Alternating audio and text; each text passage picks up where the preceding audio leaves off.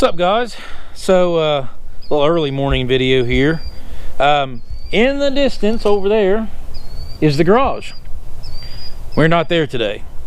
So most of what we do has been happening at the garage. We've had a few videos that are off site, but the whole wrench bender thing is creative nature. You know, you're in the garage, you're building, or you don't necessarily have to be in the garage. You know, if you got a shed or a canopy or an awning or wherever you're creating at. And sometimes you don't use wrenches, sometimes it's different tools. If you're doing some woodworking, if that's what you're into, our channel wants to celebrate everybody's creative nature.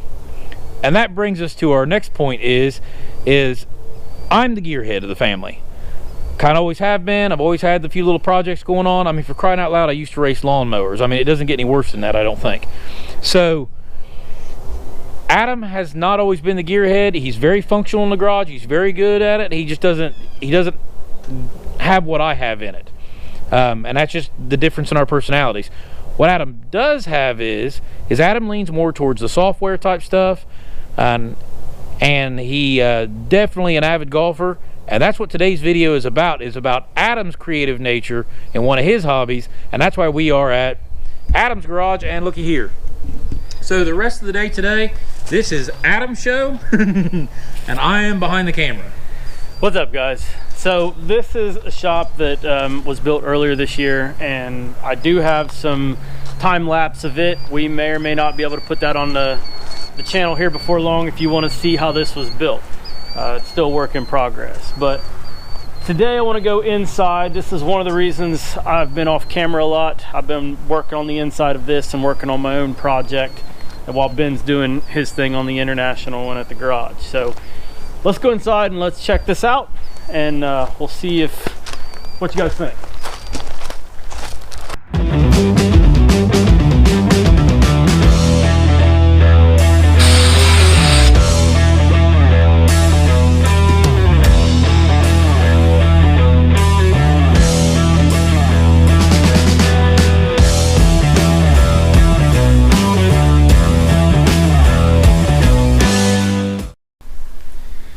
All right, guys, so I have built an indoor golf simulator. It's not super fancy, but it serves its purpose for me. And the reason I wanted to make this video is I bought the Mevo Plus unit, and it's a newer unit out by Flight Scope. And I've been reading a lot of people having issues with the putting and chipping and how to set it up. So I'm just gonna do a quick walkthrough on my setup, and I'll drop some links of what I bought and how it's working for me. I can tell you that I haven't done the exact math, but I've got maybe $3,500, maybe $4,000 in this entire setup, which is pretty reasonable for a simulator. So if you look at this, the cage, it's a 10 by 10 cage with an impact screen. I bought it off of eBay, and the seller is Golf Simulator. I'll put that link in the description. This cage so far has done pretty well for me. I don't know how the screen's gonna last. So far it seems to be doing well, but I've only had the Mevo unit in this cage up now for 3 weeks to a month. So far I'm happy with it. We'll see how it lasts. The tarps I put on myself, those are just $10 tarps from Tractor Supply or Royal King. That's just help block the light to keep the light on the screen, which you can see lights up well enough. This is a Viv Image projector I've got mounted on the ceiling. You go up here. I bought that off of Amazon. It's a relatively cheap. I think it's like 6,000 lux. It's not in lumens, it's in lux. So I can also put that link in the description below if you're interested. It's relatively cheap. I think that's like a $240 projector. I try to stay on the cheap side. I run my software off of an iPad. It's the E6 software. It's the free software that comes with the Mevo Plus unit.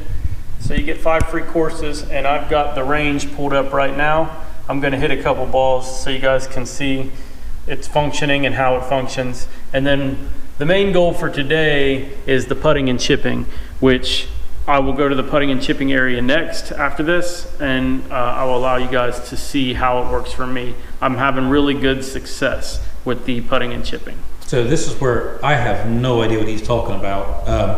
So what's this? You said flight scope? Yep, that's the Mevo Plus flight scope unit. Okay. And it's a unit flight scope sells. It comes with 5 free courses on the E6 software. It comes with the license. It's a pretty good deal. It depends on what you're looking for. That is like a budget launch monitor for golf balls. And I've taken that launch monitor and I've made myself this indoor simulator. So, and it's one of those things that I really had no idea about. But you said this unit was like a $4,000 unit? The unit itself is about... No, I'm talking about your entire build here. Yes. Okay. What does one that is close to this accuracy, to this level of performance normally cost? Well, I mean, it all in personality and what you want. I mean, I wanted the impact screen. You can do a net. But when you get into the higher models, TrackMan's, FlightScope has some more expensive models, GC2, it's probably for the unit at minimum of 5,000. If you get the indoor bay and simulator, you could have 10 to 15 to 20,000. I mean, I've heard of people putting $40,000 into what I've got here. It depends on how nice you want it and how much you want. But I'm very on the cheap end, I think, for having everything that I have. So in true wrench bender fashion, you have pieced this all together yourself. Correct. To become way under budget. So you bought the cage as a separate unit off of, you said Amazon or eBay? eBay. eBay. Mm-hmm. And what was this pad on the floor here? Oh yeah, that is a Country Club Elite hitting pad. I found it on eBay also. It was a remand. They say it has discoloration or something wrong with it, but I got it and I can't see a whole lot wrong with it. And he showed me, I went, there's something wrong with it? Yeah, it's supposed to, so I got it at a discount price of $350 instead of the retail $500. And I know we're going to talk about your putting green a little bit later, but you've had this for a while. I have, and I'll talk about that now. That is a big moss putting green. It's 12 foot long. I have had this one for a while. So I don't know that it counts because I didn't buy it for this, I already had it. But it'll come into play in the way that I believe it's functioning with the flight scope unit here shortly. I'm going to check the alignment of the camera and it is pretty good in line. You can see right here. Ben, I'm gonna look at the screen here for a second. So he's actually got it to where it's showing the screen and not necessarily the what the projection is. Yeah, the line right there in the middle is kind of where the alignment is of the Mevo. And because of putting, I need to make sure that it stays on the Country Club Elite mat, but it also allows for the putting mat to be picked up also. Okay. So, just real quick, I put marks on the floor, just colored marker on this cheap carpet, and that is where the Mevo sits. Where'd this carpet come from? Come out of Mom and Dad's house. So Mom and Dad had some extra carpet from one of the rooms. And where'd that piece of carpet there come from? I bought it from Menards. It was like a extra piece they had, about like 40 bucks in it. Okay. One thing to note before I carry on is the Mevo to ball is 8 feet and the ball to screen is like 12 foot 9 inches. It's not hardly 13 feet.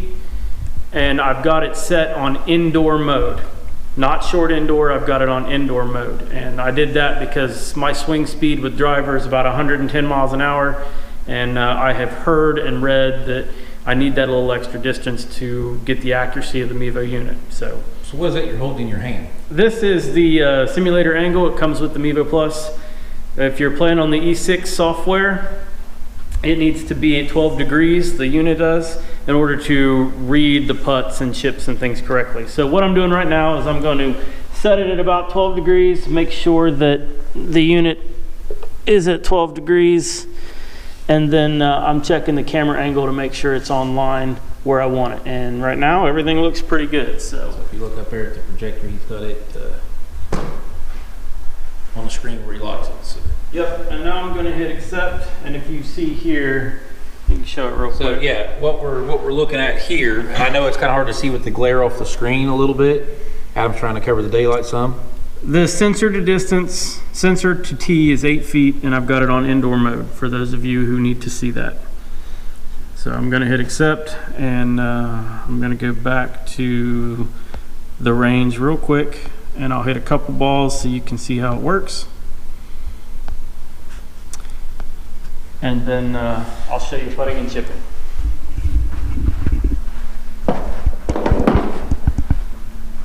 I've got the metallic dots on some of these, and I don't use the metallic dots very often.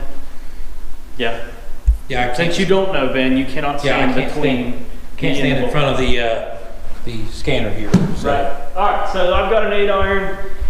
For me, that's about 160 yards, 165, assuming I hit it well.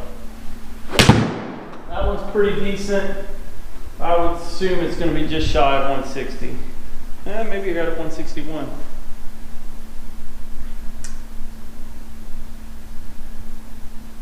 At 153. Okay, so before that screen changes too much, I'm going to come over. Oh, it did. Yeah, I can go back and show you. But the point, I hit that one 153 for not being very loose. I'll accept that. Like I said, it's usually about 160. I tell you what, why don't you hit another one and they'll hear it. And well, actually, I can probably film because it took it a second. So I can film you hitting this one, and then I'll go to the screen, and we'll watch the screen. One thing to note before I hit this, and the reason I'm hitting range balls, is you can tell the mat is higher than the Mevo. I've got the tee height on the Flight Scope app set at 1 inch. I don't know if that carries over into E6, but I wanted to show that it is still accurate with the Mevo slightly below the hitting area. So that's one of the reasons, just so you guys are curious.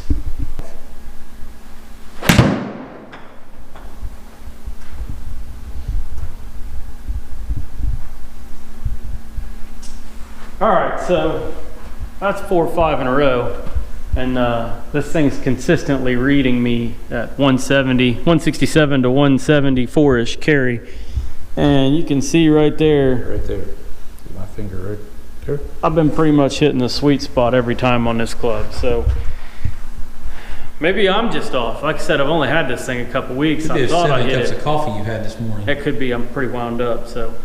The unit is accurate. It's at least accurately given me the same distance. Whether I think that distance is right or not, who knows? All right, I'm gonna go into the practice area and I'm gonna go to the chipping and putting because this is what matters. Chip and putt area, tee off. All right, so the first thing that I have noticed is the chipping on short chips. It's very difficult for it to read because you got to be soft and it doesn't want to read it very well.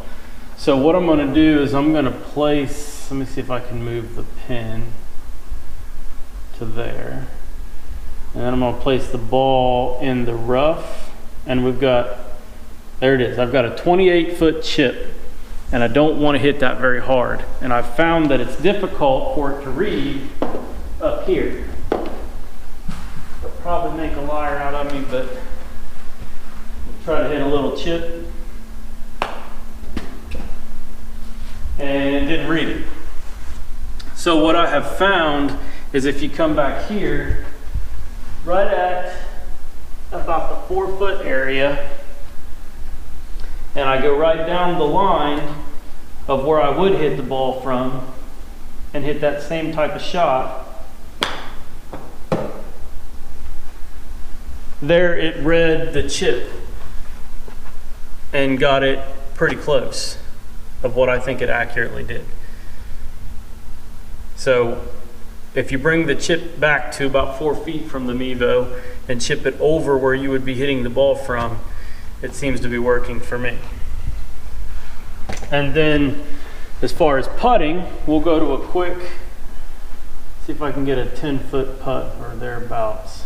That's 11 feet 4 inches. Now it's downhill. Yeah, we'll go with that. I'm working on it. I'm working on it. There we go. That's 11 feet 8 inches. That's pretty close. So we'll talk about the putting. Right here, I put it about 3 to 4 feet from the Mevo. That black dot is roughly 4 feet. I try to stay behind it, and then I putt right here. And I try to putt right down the line. You know, you have 9 inches from your target line over, and you have to stay within that. One of the things I think helps is this big moss putting mat kind of ramps up at the end with a little bit of foam. I'm gonna get a little bit of a shot of that. Yeah, there's some foam underneath the big moss putting mat. It kind of helps this ramp up a little bit. Hold on, let me get that light in the background's messing with me. So go ahead and lift that again. There we go. And I think that helps because it allows the flight scope to read it as the ball's kind of moving up just a little bit. But I've had really good success, and I hope this thing doesn't make a liar out of me now. But I've got 11 foot 8 inch putt. It's uphill 2 inches, so I need to hit this about 12 feet. Like I said, this big moss putting mat is 12 feet long. So if I hit it just off the mat, maybe a foot or two past, it should get pretty close. I've got the stimp set on 9 on the game, so there it read it, and I made the putt.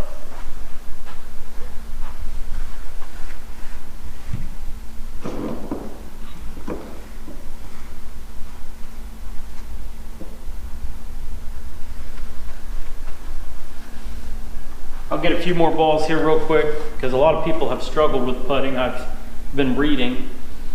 So I'll try to do the same thing over again. 12 foot, right down the line. There it read it. I made the putt.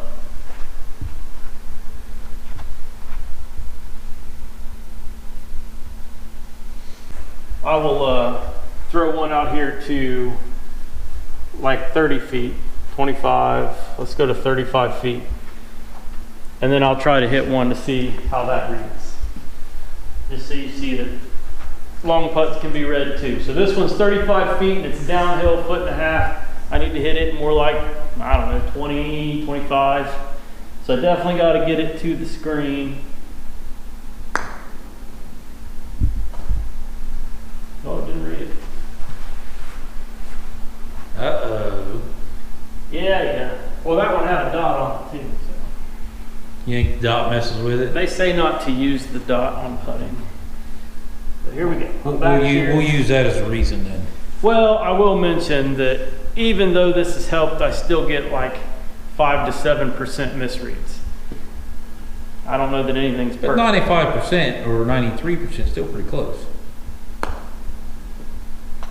See, and that one it read. Oh, the flight scope disconnected that time. That one I hit a little far, but I was just trying to pound it up through there to see what happened.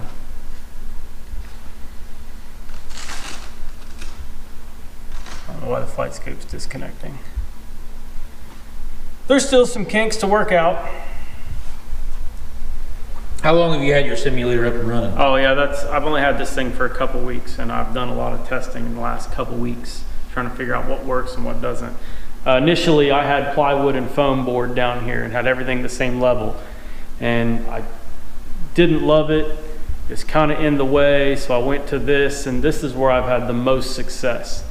And I've played several 18-hole rounds with some friends, and this seems to be working the best for me. So I just wanted to share that information with anybody out there, see if it helps anybody. So I guess that's all for today. If you guys always, if you have any questions or comments, feel free to leave it in the comment section below. We'll try to get back with you. And if some of you are like me, you're really not into golfing, the best part I do about golfing is usually driving the golf cart. But it's interesting to me, the simulator setup. As much as I'm not a golfer, I find it interesting, the radar and what he has built here. So I guess if you haven't yet, hit the subscribe button, give us a like on this video, and yep, we'll see you next time. Thanks guys.